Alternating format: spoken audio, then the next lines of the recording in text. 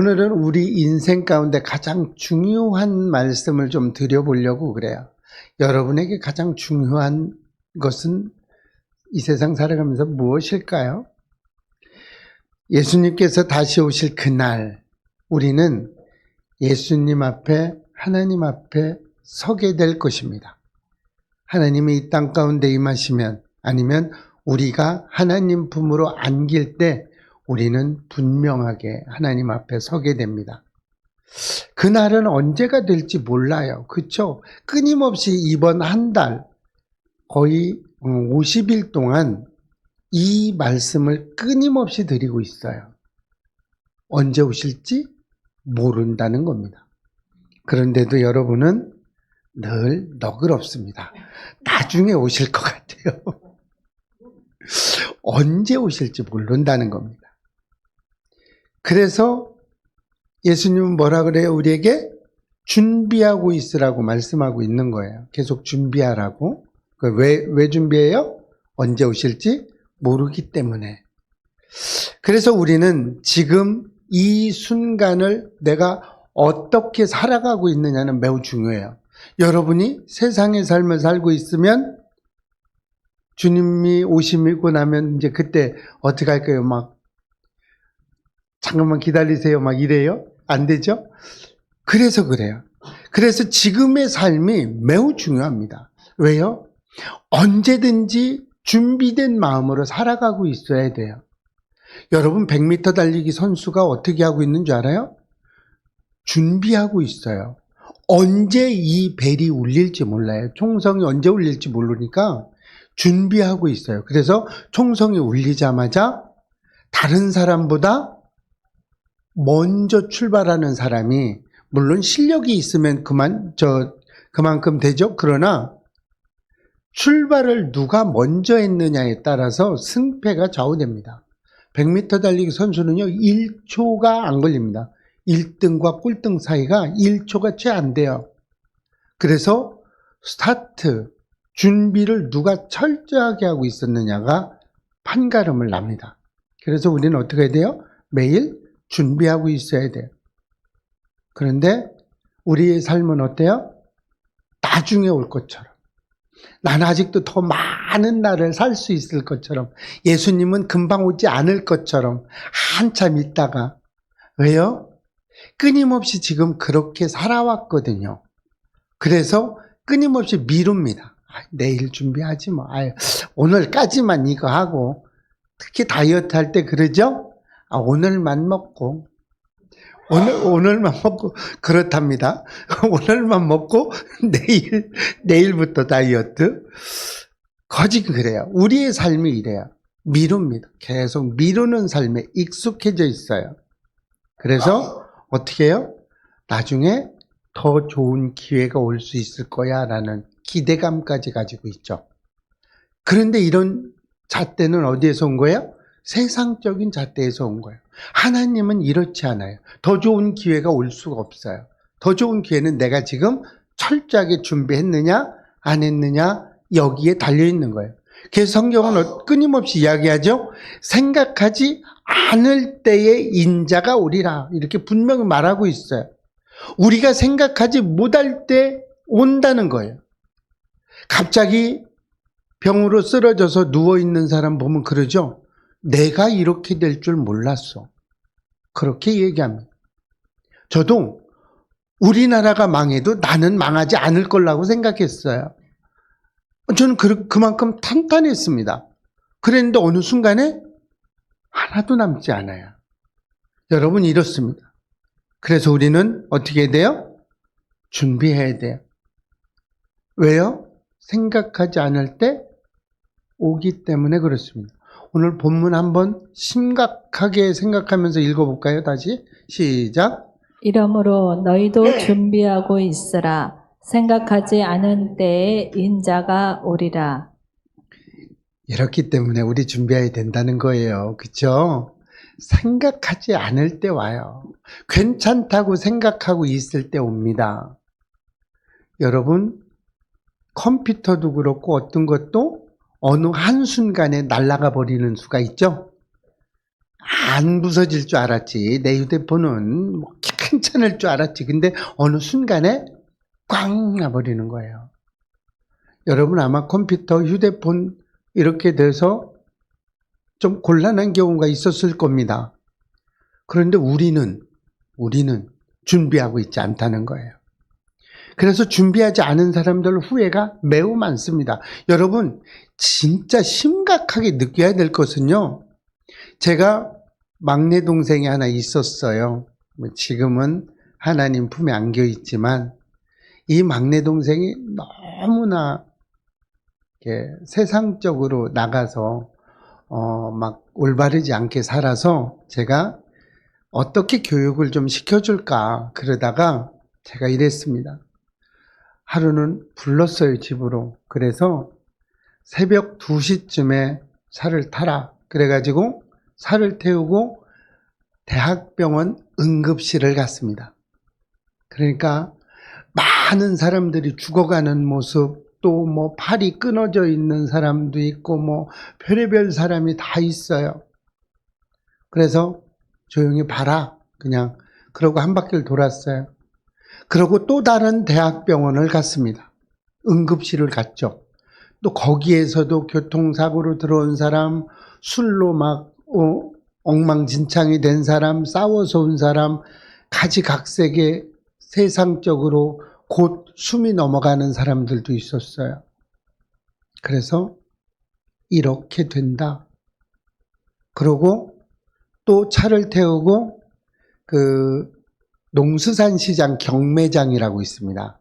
보통 2시 반, 3시를 넘지 않아요. 그 경매가. 거기를 갔어요.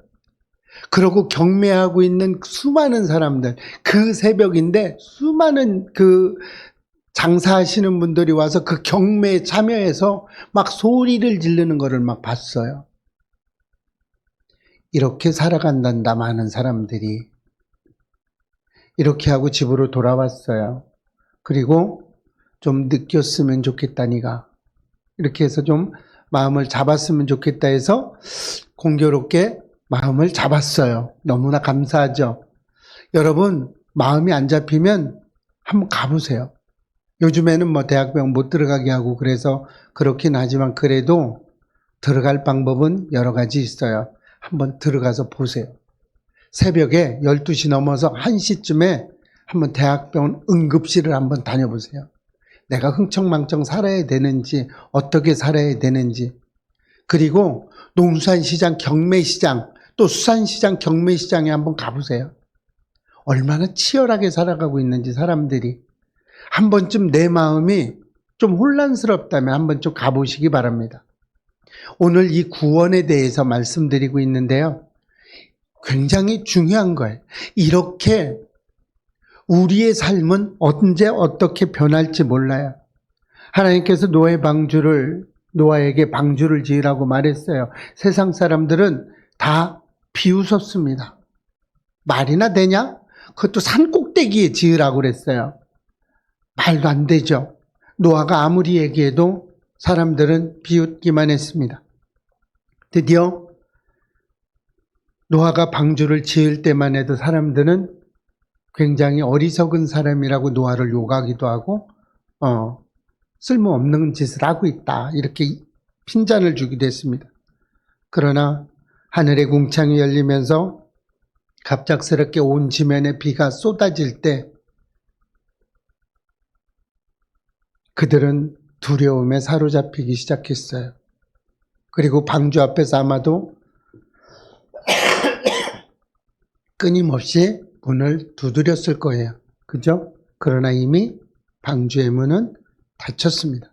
때는 늦었다는 것이죠. 그 사람들은 구원의 기회를 놓치고 만 겁니다. 오늘 우리 앞에 열려있는 구원의 문 역시 언제 닫힐지 모르는 구원의 문이 있어요. 우리는 이 기회를 소중하게 여기고 지금 복음을 받아들여야 됩니다. 그래서 하나님을 나의 주, 나의 구원자로 고백할 수 있어야 해요. 이게 안 되면 구원에 받을 수 없다는 얘기가 되겠죠? 그래서 어떻게 해요? 구원의 기회는 언제나 열려 있지 않다는 겁니다. 예수님 우리에게 하나님의 나라가 가까이 왔다고 이야기하고 있어요. 그래서 하나님은 우리에게 회개하고 복음을 받아들이라고 계속해서 말씀하고 있는 겁니다. 우리가 복음을 믿고 받아들이지 않으면 구원의 기회는 놓칠 수밖에 없어요. 그렇죠? 오늘은 이 본문을 통해서 예수님은 우리에게 경고하고 계세요. 어떻게 경고하고 있어요? 준비하고 있으라. 그날은 예고 없이 임할 것이라고 이야기하고 있습니다. 여러분은 지금 준비하고 계세요? 우리 준비해서 구원 받읍시다. 준비해서 기회를 놓치면 안 돼요. 준비해서 기회를 절대 놓치지 않으시기를 축복합니다. 한 남자가 출장을 가기 위해서 매우 중요하게 외국으로 출장을 가야 됐습니다. 그래서 시간을 보니까 아직 시간이 좀 남았어요. 그래서 공항까지 가는 시간을 계산해서 딱 맞게 집에서 출발을 했습니다. 출발하고 가는데 교통 체증이 일어났어요. 발을 동동 굴러보지만 차는 빠지지 않았죠. 부랴부랴 공항에 도착했는데 비행기 출발 시간이 아주 가까이 왔어요. 그래서 이 남자는 보안대를 신속하게 빠져나가기 위해서 보안대로 막 달려갔는데 문은 이미 닫혔어요. 게스트룸이 이미 닫혀버렸어요.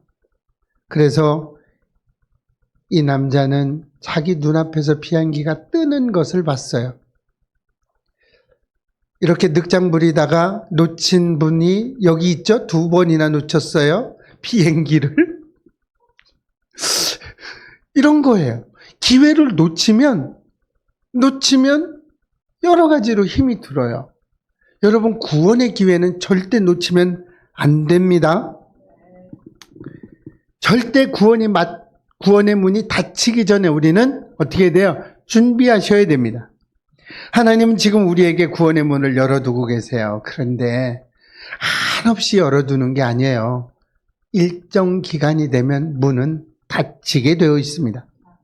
그래서 우리는 절대 이 구원의 기회를 놓치지 않으시는 저와 여러분이 되시기를 축복합니다. 그래서 구원의 기회는 언제예요? 지금입니다. 지금 구원의 기회가 있어야 됩니다. 우리 고린도후서 6장 2절 말씀 한번 읽어볼까요? 시작. 보라, 지금은 은혜 받을 만한 때요. 보라, 지금은 구원의 날이로다. 아멘. 사도 바울은 구원은 지금이라고 이야기하고 있죠? 바울은 그리스도 안에서 우리에게 주어진 구원의 기회가 지금 이 순간에 있다는 것을 계속해서 강조하고 있어요. 바울은요, 임박하게 이야기하고 있습니다.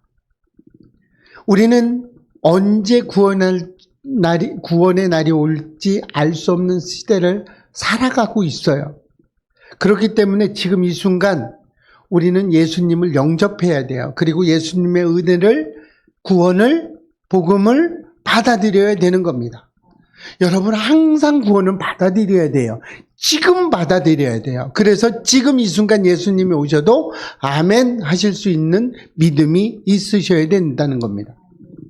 한 노인이 시계탑 앞에서 물끄러미 그 시계를 바라보면서 묵상하고 있었어요. 사람들이 왜 그러냐고 물어봤습니다. 왜 이렇게 쳐다보고 계십니까? 그랬더니 이 노인분이 이렇게 얘기했어요. 나는 이 시계가 멈출 줄 알았어요. 그러나 시간은 멈춰주지 않고 계속 흘러갑니다. 여러분은 계속해서 지금 젊은 상태로 있을 것 같죠? 절대 그렇지 않습니다. 제가 요즘 느껴요. 제가 아버지하고 같이 이렇게 생활을 할 때 아버지가 뭘 드시면서 자꾸 흘려요. 그래서 아버지 왜 그렇게 흘리세요? 제가 그랬어요. 그런데 지금 제가 흘리고 있어요.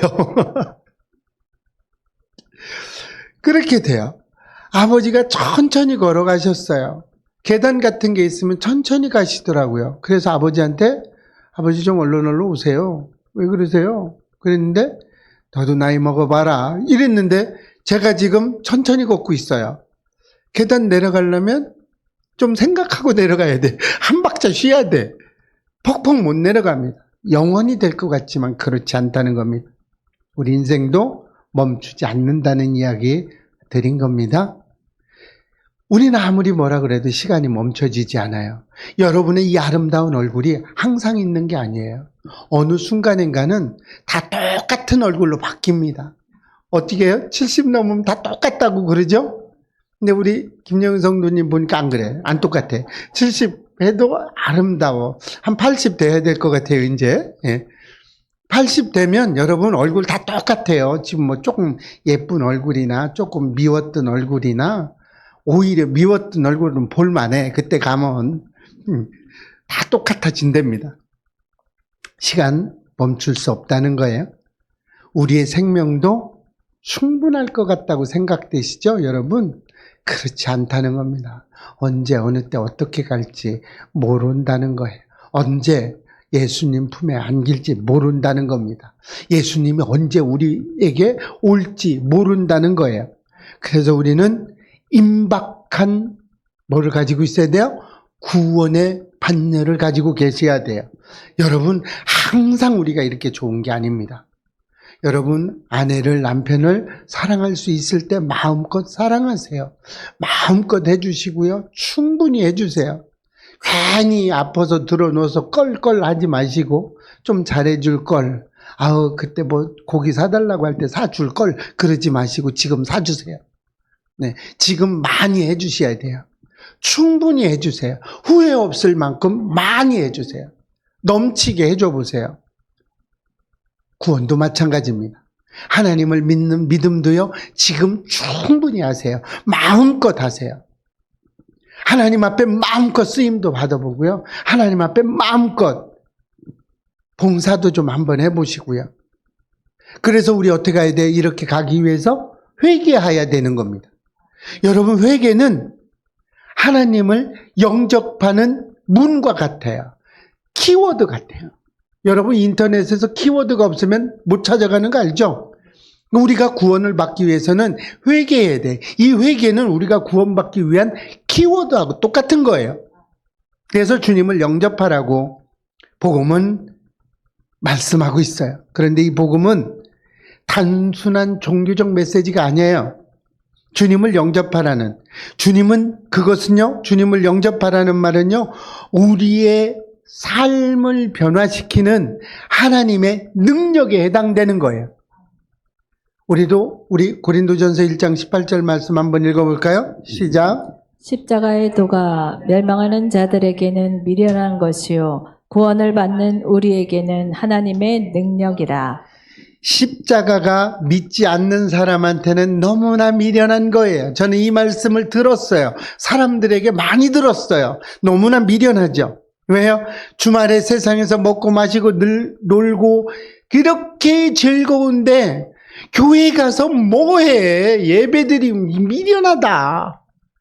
무슨 재미가 있냐? 여러분은 만약에 이런 말 들어보셨을 겁니다. 그럼 그때 뭐라고 얘기하세요? 저는 그랬어요. 먹고 마시고 즐기는 것보다 더 즐거워. 예배 드리는 게 얼마나 즐거운 줄 알아? 얼마나 즐거우면 그걸 마다하고 여길 오겠어.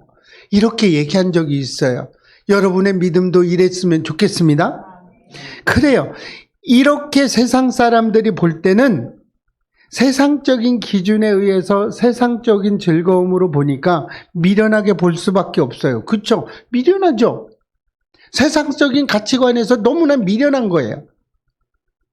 그러나 세상 사람들은 진정한 가치, 진정한 즐거움의 가치를 모르고 있기 때문에 그렇습니다. 여러분, 저에게 피아노를 아무리 좋은 걸 줘도 저는 그냥 걸리적거리는 거예요. 그렇죠? 여러분에게 컴퓨터를 아무리 좋은 걸 줘도 컴퓨터를 모르는 사람은 그냥 게임기일 거예요. 그냥. 그죠? 저는 피아노를 칠지 몰라요. 그래서 아무리 좋은 피아노를 줘도 무용지물이에요. 그냥 이걸 어디로 치워놔야 되나? 이런 생각밖에 안 해요. 우리 그랬죠. 그 파이프 오르간? 그게 뭐 4천만 원짜리래나? 뭐 그렇답니다. 그런데 우리 어떻게 했어요? 지난번 예배당에서 그냥 싸놨어요. 그거 4천만 원짜리면 뭐해? 칠 줄 아는 사람이 없는데 싸놨어요. 그냥 뭐 그랜드 피아노 뭐 가운데 떡하니 뭐 그 웅장하게 있으면 뭐 할 거야? 칠 사람이 없는데 그냥 덮어놨어요. 예. 그런 겁니다. 세상 사람들은 진짜 즐거움을 모르기 때문에 그래요. 믿는 사람들은 어때요? 예배드리고 하나님과 동행하고 하나님의 말씀에 참여하고 함께하는 것이 얼마나 값어치 있는 것인지 우리는 느끼고 살아가고 있어요. 그죠? 여러분, 그래서 예배당에 나오는 거예요. 얼마나 즐겁습니까? 그래서 우리는 우리 믿음의 사람들에게 십자가는 뭐예요? 하나님의 능력이라고 되는 거예요. 그럼 하나님의 능력이 뭐예요? 구원의 능력이겠죠. 그죠? 세상 사람들이 똑같은 걸 쳐다보지만 세상 사람들은 미련한 거라고 쳐다보고 있지만 우리 하나님을 믿는 믿음의 사람들은 그것을 보고 어떻게 해요? 구원의 은혜라고 이야기하는 겁니다. 우리가 복음을 믿고 주님을 영접할 때 우리는 죄와 사망에서 어떻게 돼요? 해방되는 거죠. 우리 해방되는 거예요. 육신은 죽을 수 있어요. 육신은 죽습니다. 육신은 땅으로 돌아가요. 그러나 우리가 가지고 있는 영은 하나님의 품에 안기는 거예요. 하나님과 영원한 생명이 있는 겁니다. 여러분, 하늘나라에는 공간, 시공간이 없어요. 시간도 없어요. 그냥 현재로 존재하는 겁니다. 이런 곳으로 가게 되는 거예요. 이렇게 되면 우리는 어떻게 더 이상 죄의 종이 아니라 하나님의 은혜로 하나님의 구원받은 하나님의 자녀들이 되는 거죠. 그렇죠? 이제는 죄의 종로로 살아가는 게 아닙니다. 하나님의 자녀된 왕자의 모습으로 살아가는 겁니다. 그러나 이 은혜는 어떻게 해요? 우리의 선택에 의해서 달려있다는 거예요. 우리의 선택이라는 거예요. 주님은 우리에게 자유의지를 주셨어요. 하나님은 우리에게 자유의지를 주셨어요. 그래서 예수님을 영접할지 거부할지 우리의 선택에 달려 있습니다. 구원의 기회는 우리 앞에 있어요. 우리 앞에 놓여 있습니다. 하나님을 받아들이면 구원을 받는 거지만 하나님을 거부하면 구원을 받을 수 없게 되는 거예요. 그래서 우리는 이 구원의 문을 통과할 것인지 아니면 외면할 것인지 그 결정도 우리가 하는 것입니다. 그러나 여러분, 선택은 우리의 자유이지만 구원은 필수예요. 반드시 구원 받으셔야 됩니다. 어린아이가 아버지와 함께 시장을 갔습니다. 아이는 아버지의 손을 꼭 붙잡고 걷다가 장난감 가게 앞에서 아버지의 손을 놓고 장난감 가게로 뛰어갑니다. 시간이 조금 지나고 나서 아이는 아버지가 없는 것을 보고 공포에 휩싸이기 시작하죠. 그럼 어떻게 해요? 아이는 울기 시작했습니다. 아이의 울음소리에 아버지는 달려와서 다시 만나게 되죠. 우리의 삶이 이렇습니다. 때로는 세상의 유혹에 끌려 주님의 손을 놓을 때가 있었죠. 여러분, 어떤 경우가 됐든 주님의 손을 놓으면 절대 안 됩니다. 주님의 손을 놓쳤다면 어떻게든 무슨 방법을 가지든 다시 주님의 손을 붙잡으시기를 축복합니다. 주님은 언제나 우리를 기다리고 계세요. 주님은 기다리고 계세요. 여러분, 무슨 일이 있어도 주님의 손을 놓지 않으시기를 축복합니다. 절대 놓지 마세요. 오늘이 주님의 손을 다시 붙잡을 그날입니다. 붙잡고 계셨다면 더 강력하게 붙잡으시고, 만약에 붙잡고 계시지 않으셨다면 붙잡으시기를 축복합니다. 우리는 매 순간 주님이 다시 오실 그날을 준비하며 살아갑니다. 주님은 지금도 우리에게 구원의 문을 열어두고 계세요. 구원의 문은 언제 닫힐지 모릅니다. 우린 더 이상 지체할 시간이 없죠. 그죠? 주체할 시간이 없어요.